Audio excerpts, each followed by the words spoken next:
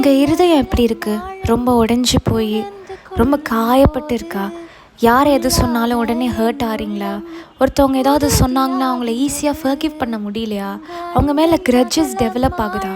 அது உங்கள் மேலே தப்பு கிடையாது. நீங்கள் ஒரு மோசமான பர்சன்லாம் கிடையாது. உங்கள் இருதயத்துக்கு ஒரு ஹீலிங் தேவை. இன்றைக்கு ஆண்டவர் சொல்லுகிறார், மகனே மகளே, உன் இருதயத்தை என்கிட்ட கொடு. ஏன்னா கர்த்தர் மட்டும்தான் இந்த உலகத்தில் உண்மையாக அவங்கள நேசிக்க முடியும். அதுதான் உண்மையான அன்பும் கூட.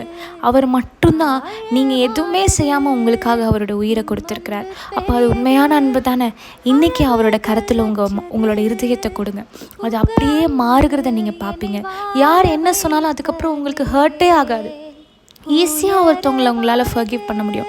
உங்கள் இருதயத்தில் பபுள் ஆகிற ஜாய் நீங்கள் பார்ப்பீங்க. அது உண்மையான அன்பாக இருக்கும். God bless you. உங்கள் அன்பின் அகலம் ஆழம் உணர்ந்து கொள்ளும் போது உள்ளான என் உள்ளம் உறுதியாகின்றது.